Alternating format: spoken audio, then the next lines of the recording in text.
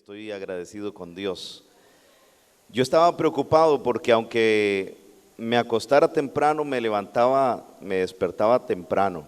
O sea, no podía dormir y yo decía, ¿será que esto me va a quedar para toda la vida? Pero no. Anoche que dormí bastante, ya yo me di cuenta que era por la preocupación del evento y yo espero después de ahora seguir durmiendo normalmente. Como decía ayer, estamos sumamente agradecidos con Dios por todo lo que el Señor nos ha dado. Repetir que estamos contentos con las delegaciones del extranjero, encabezadas por el apóstol Miguel Rodríguez, por su esposa Esther Rodríguez, los integrantes del GAME, los hermanos que nos visitan de otras latitudes, de otros países.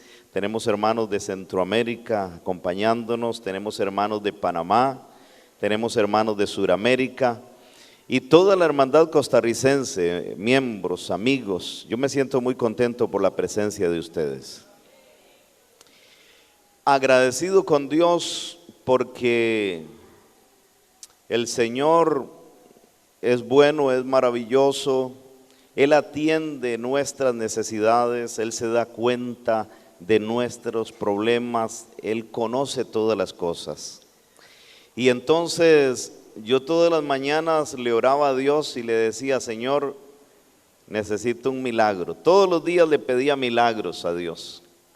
Y el Señor casi todos los días me hizo milagros. Estoy hablándole en la proximidad a este evento, que siempre es característico de nosotros como dejar todo para última hora. Pero a veces no es culpa de nosotros, sino que a veces es que Dios nos lleva hasta última hora para que estemos pendientes de Él, para que estemos clamándole a Él. Porque yo hubiese querido haber empezado a hacer cosas buenas aquí en este lugar desde enero. Pero en enero no teníamos ni un 5 para trabajar. En febrero no teníamos nada, en marzo nada, abril nada, junio nada, julio nada. Entonces, aunque quisiéramos, no podíamos. Pero Dios comenzó a hacer milagros, como a mediados de julio comenzó los milagros. Y a partir de ese momento, entonces yo todos los días le pedía milagros a Dios. Y todos los días me daba un milagro. Sí. Me enviaba ángeles, porque a veces nosotros tenemos el concepto que los ángeles son únicamente seres alados y que vengan de allá, pero no, yo creo que también aquí en esta tierra hay ángeles.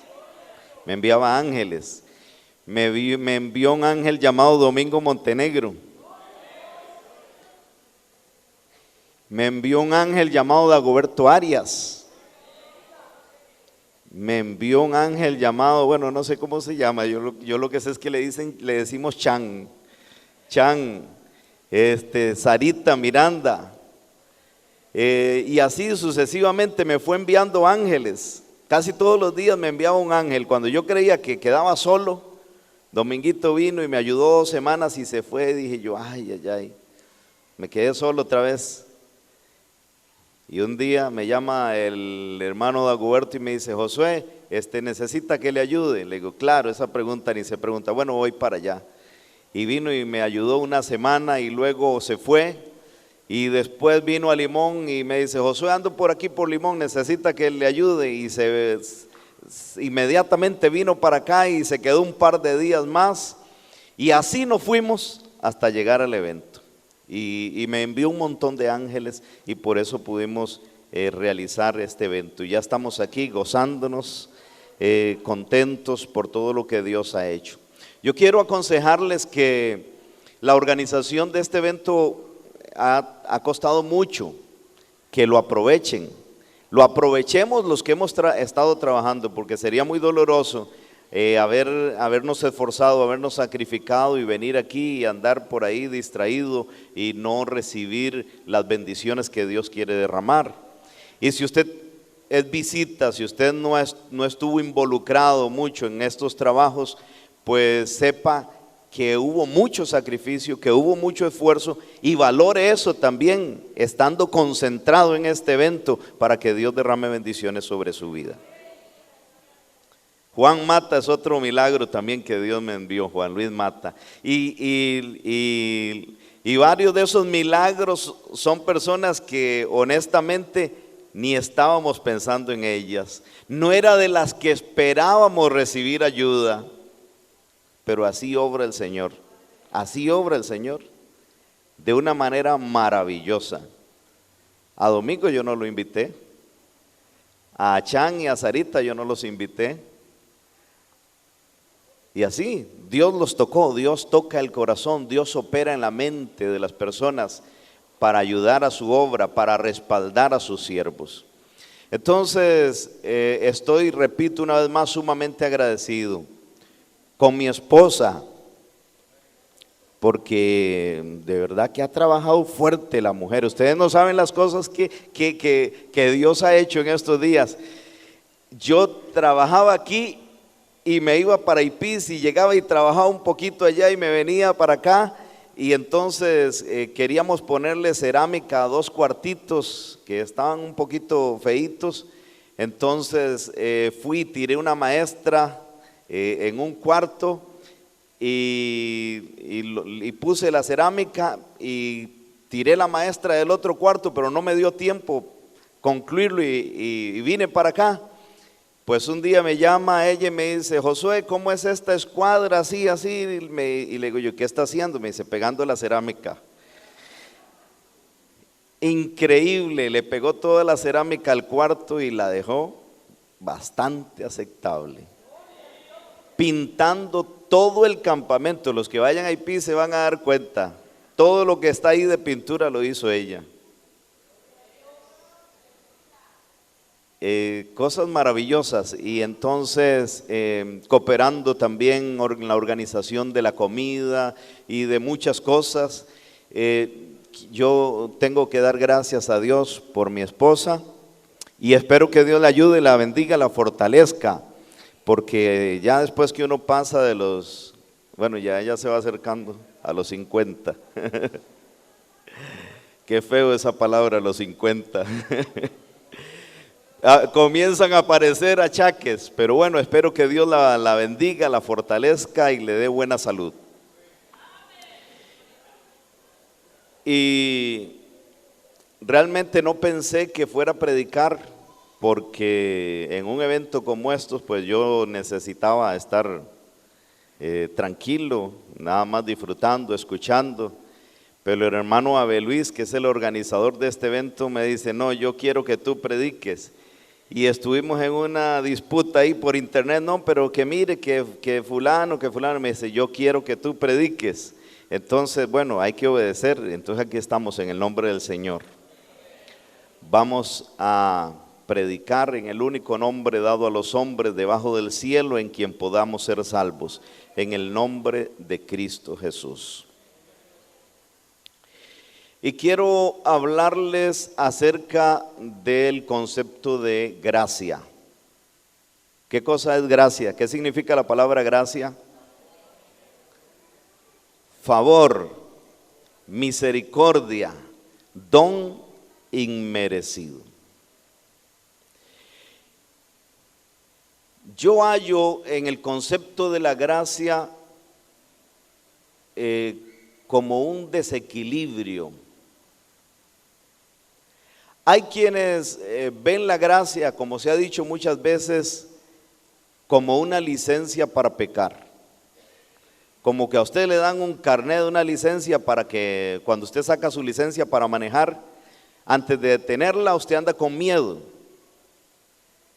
Pero después que usted la tenga, usted anda tranquilo, porque no importa si lo para la policía y puede ir donde quiera. Pero aún así, con esa licencia, usted no puede hacer lo que quiere. De lo contrario, no estarían los policías de tránsito ahí en las carreteras. Quiere decir que aún después que a uno le dan la licencia, uno tiene que respetar ciertas normas. Bueno, pues hay quienes piensan que la gracia es una licencia para pecar y para vivir desenfrenadamente. Yo considero esto un desequilibrio en el concepto de la gracia. Pero por otro lado, tenemos quienes han creído, han recibido al Señor, lo han aceptado, y entonces piensan que la salvación se alcanza por méritos propios. Este es otro desequilibrio, este es el otro extremo. Siempre vamos a necesitar de la gracia de Dios. Por eso dijo Jesucristo, aun cuando lo hubiésemos hecho todo, siervos inútiles somos, porque lo que debíamos de haber hecho, eso fue lo que hicimos. Y no solamente eso, sino que a veces queremos someter, según nuestros conceptos, a otros, según nuestros criterios, según nuestra forma de pensar. Queremos someter a otros y caemos en el error de algunos en la iglesia primitiva, que parece que no habían entendido bien, no habían conocido bien el mensaje de Jesucristo, no habían entendido bien la gracia y querían meter a los creyentes nuevos, a los gentiles, querían meterlos en una serie de cosas, de requisitos, de normas, y probablemente ellos le llamaban a eso gracia. Así que ambos extremos yo los encuentro dañinos, y además creo que es un desequilibrio en el concepto de la gracia. El propósito de este mensaje es que nosotros entendamos cómo Dios manifiesta su gracia. ¿Cuándo? ¿En qué momento? ¿A quiénes? Yo le voy a preguntar, ¿a quiénes Dios le manifiesta su gracia?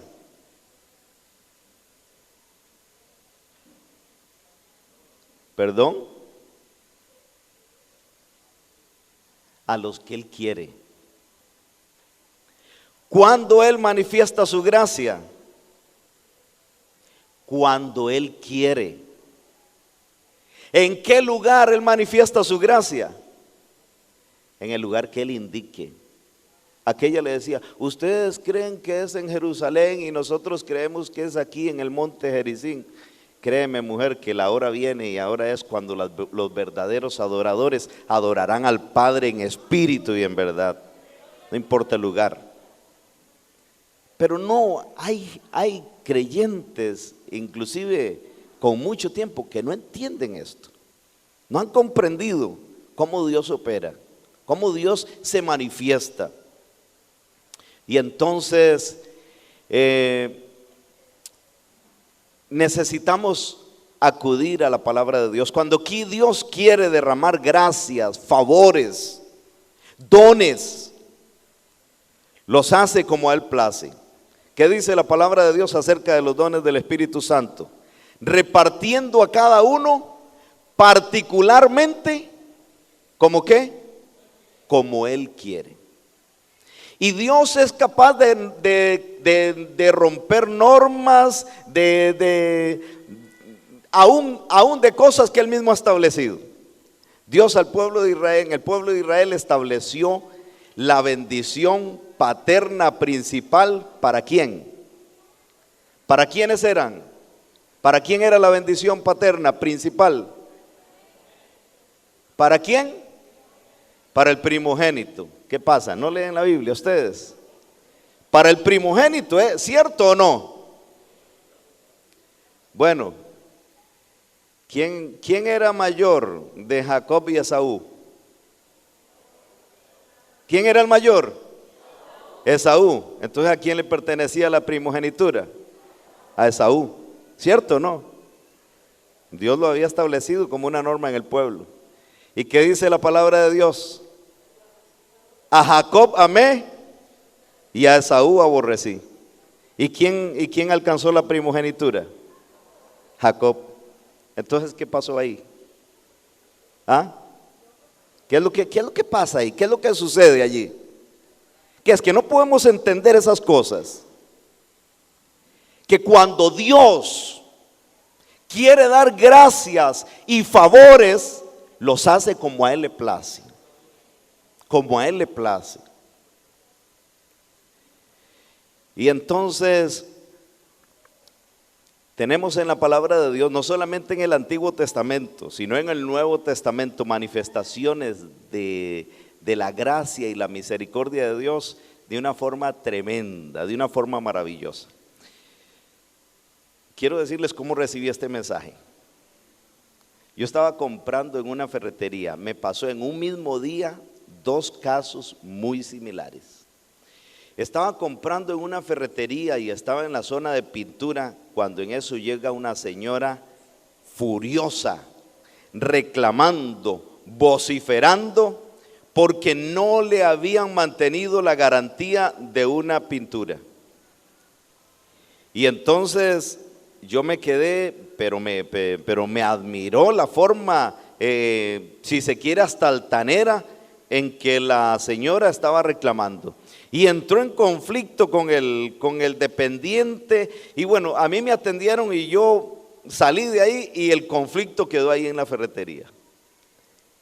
Por la tarde voy a otra ferretería y me pasa lo mismo casi.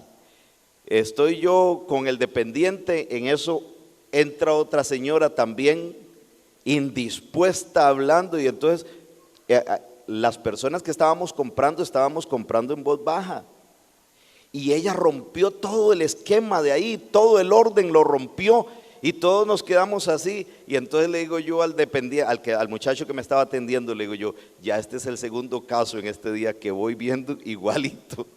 Y entonces él se queda y dice, esa señora es una malcriada, me dice él.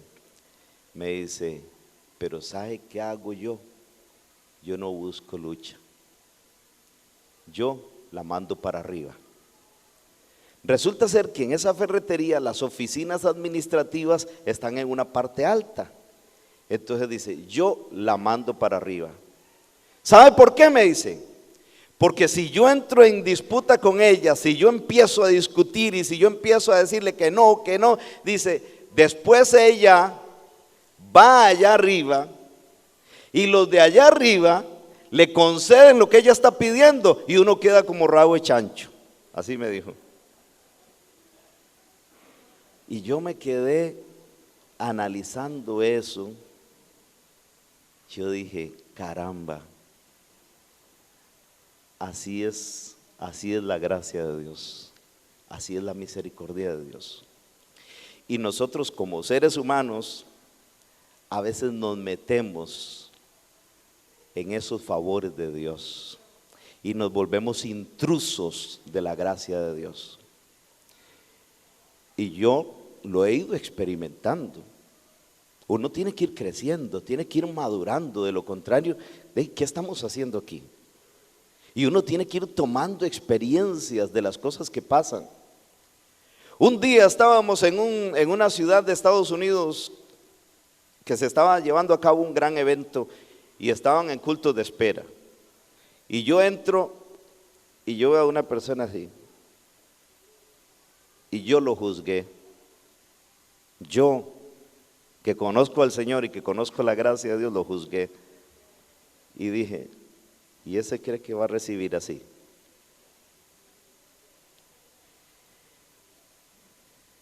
¿Qué creen que pasó? ¿Y qué más creen que pasó? A mí me encargaron para orar por el mensaje de él. ¿Qué lección más grande? ¿Qué lección más grande para entender cómo actúa el Señor? ¿Cómo opera el Señor cuando Él quiere bendecir, cuando Él quiere levantar, cuando Él quiere perdonar, cuando Él quiere justificar? Porque la justificación no es por nuestras buenas obras. Justificados pues por la fe, Justificados pues por la fe, tenemos paz para con Dios. Tenemos más ejemplos de cómo actúa el hombre y cómo actúa Dios. No podemos desestimar a nadie. No podemos nosotros como seres humanos condicionar la gracia y el favor de Dios. Porque así no opera el Señor, y Dios se burló, Jesucristo se burló, los ridiculizó. Aquellos fariseos y aquellas personas que se quisieron meter, que se quisieron atravesar en la obra redentora de Jesucristo. Y no dejó por fuera a nadie, a ninguno dejó por fuera. Dice que le traían unos niños para que el Señor los tocase y orase por ellos y los bendijese. Y los discípulos se enojaron. Los discípulos se enojaron y le reñían. Había una acción buena, ¿verdad? ¿Cuál era la acción? Que no molestaran al maestro. ¿Y quién más? ¿Qué más lindo que eso? Que el maestro esté tranquilo. Qué buena intención, ¿verdad? Que el maestro esté tranquilo. Pero el maestro no quería estar tranquilo. El maestro entendía que había llegado su obra, que había llegado el tiempo en que él tenía que entregarse por toda la humanidad. Entonces, los que no entienden la gracia reñían y querían impedir. Pero Jesucristo, ¿qué dijo? Dejad los niños, venid a mí, no se los impidáis, porque de los tales es el reino de Dios. Se encontraba Jesucristo en otro lado, y entonces dice que los muchachos le aclamaban. ¿Cómo le aclamaban los muchachos? Hosana, hosana al Hijo de Dios, hosana al que viene. Y esto dice que los molestó a algunas personas, especialmente a los fariseos. Y les dice, pero no oye lo que estos dicen de ti. Dice Cristo, sí, que déjenlos. ¿O es que ustedes no han leído en la palabra de Dios que dice que de la boca de los niños y de los que maman perfeccionaste la alabanza? El Señor acepta en su misericordia a los niños, el Señor recibe a los jóvenes, no hay limitaciones. Únicamente hay que creer en el Señor Jesucristo. A veces la misma persona es dura consigo mismo y no se quiere perdonar. La persona cree que ya no hay espacio. Sí hay espacio, sí hay lugar. La gracia funciona de esta manera. Traen a Cristo una mujer que había sido tomada en el hecho del adulterio. Y le dicen, esta mujer ha sido sorprendida en el mismo hecho del adulterio. La ley manda que sea apedreada. ¿Tú qué dices? El que de ustedes esté sin pecado, arroje la primera piedra contra ella. ¿Y qué pasó? ¿Cuántos le tiraron piedras? Ninguno. Todos se fueron y queda Jesús solo con la mujer y le dice, mujer, ¿dónde están los que te acusaban? Señor, ninguno se ha ido. Ni yo te condeno. Vete y no peques más. Ahora yo les pregunto a ustedes, ¿realmente esa mujer no pecó más? No volvió a pecar. Nos dice aquí la hermana Elizabeth que en ese pecado quizás no fue reincidente, pero cometió otras faltas. Dice la palabra de Dios y dice el apóstol Juan, si alguno dice que no ha pecado, ¿qué pasa? Lo hace a él mentiroso, porque todos pecamos. Todos pecamos. Lo mejor es no pecar. Lo mejor es no ofender a Dios. Eso es lo mejor. Pero dice, si alguno hubiese pecado, abogado tenemos para con el Padre, a Jesucristo el justo. Y ese pontífice es el que nos convenía. Un pontífice que se compadeciese de nuestras flaquezas. Entra Jesús por invitación a casa de otro personaje llamado Simón, el leproso, así lo llama la Biblia, el leproso. Probablemente había sido sanado de lepra. Lo cierto es que estando Jesús en casa de este hombre, llega una mujer que dice la palabra de Dios, que era la mujer. Cuando se dice había sido pecadora, se sobreentiende que era una mujer de la vida.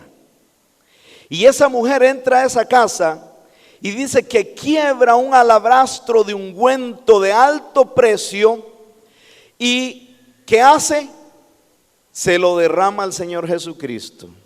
Y dice que con sus lágrimas comienza a lavar sus pies y a secarlos con sus cabellos. Pero entonces allí surgen algunos comentarios. Y dicen, ¿cómo puede ser posible que este ungüento sea usado para esto? Este ungüento se debió haber vendido a buen precio y lo recaudado de él se debió haber dado a los pobres. Es una buena acción, ¿no? Pensar en los pobres, pensar en los necesitados. Pero Cristo, ¿qué le dijo? A los pobres siempre los tendréis, mas este es el tiempo de gracia. Este es mi tiempo, déjenla. Le dice, ¿por qué la avergüenzan? ¿Por qué la avergüenzan? Pensemos en esta frase de Cristo. ¿Por qué la avergüenzan? Déjenla. Ella está disfrutando de la gracia de Dios. Ella está disfrutando del tiempo de la gracia. Y os digo que esto que ella está haciendo será escrito para todas las generaciones. Y está escrito en la palabra de Dios. Debemos entender el concepto de la gracia, cómo opera el Señor, cómo se manifiesta. Dice la palabra de Dios en el capítulo 40 de Isaías, un mensaje de consolación. Dice, dile al pueblo, consolaos, consolaos, ya dejen de sufrir. Ya ustedes han recibido el doble de su castigo por haberse apartado de Dios. Ya es bueno, este es el tiempo de la gracia, este es el tiempo de la restauración, este es el tiempo de la consolación. Quizás haya alguien aquí que ha sufrido mucho por haberse apartado de Dios.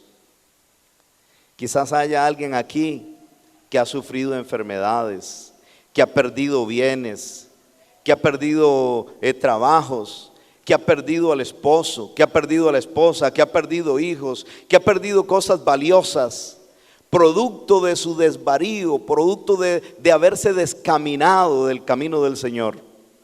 Bueno, pues el Señor le dice que es tiempo de restauración.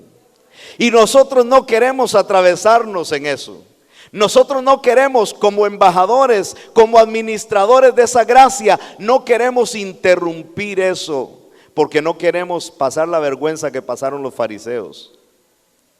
No queremos recibir la censura que les dio Jesucristo a ellos. Y nosotros, como dijo el apóstol Pablo, como si Dios rogara por medio nuestro, os rogamos reconciliados con Dios, porque este es el tiempo de la gracia. Porque este es el tiempo del perdón, porque este es el tiempo de la misericordia, porque este es el tiempo de la restauración.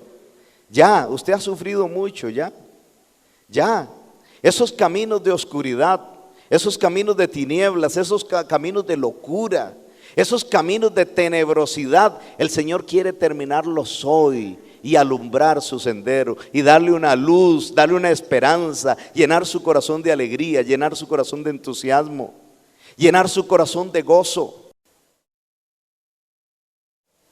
Aquí la parábola de Jesús, dos hijos.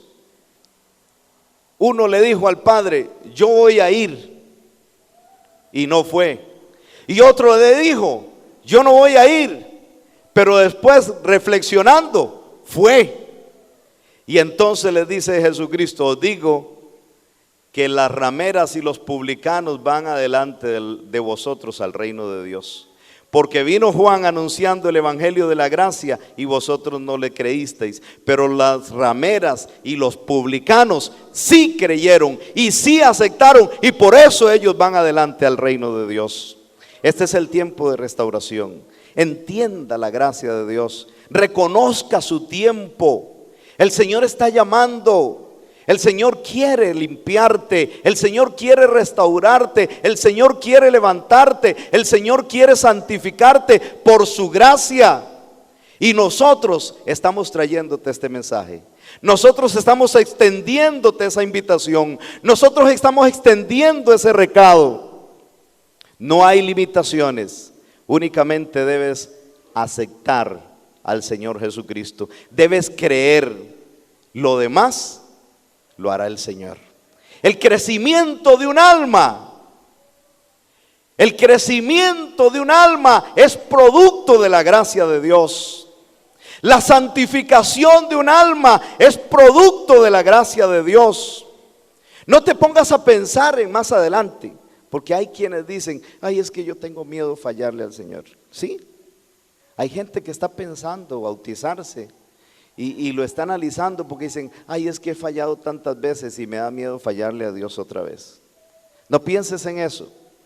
Piensa en que el Señor te sostendrá. Piensa en que su gracia te sostendrá. Piensa en que su gracia te llevará hasta el final.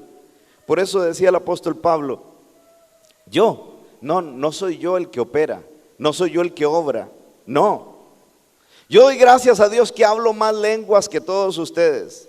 Yo doy gracias a Dios que trabajo más que todos ustedes, pero no soy yo, es la gracia de Dios en mí.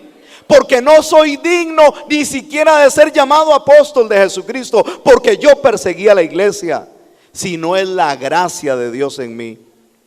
Pero me encuentro un hombre débil, me encuentro un hombre flaco. Pero eso no lo hacía desmayar, eso no lo hacía dejar de mirar hacia el futuro, eso no lo hacía dejar de contemplar por la fe la salvación. Mas de ninguna de estas cosas hago caso. Que pruebas, que luchas, que tempestades, que adversidades, sí, de todo eso me da testimonio el Espíritu de Dios. Pero de ninguna de estas cosas hago caso, sino que acabe mi carrera con gozo y el ministerio para el cual el Señor me ha llamado.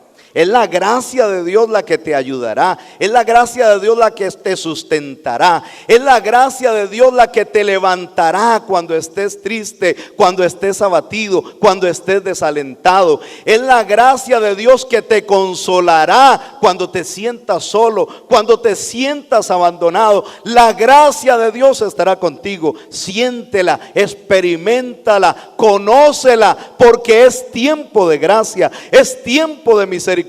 Es tiempo de liberación.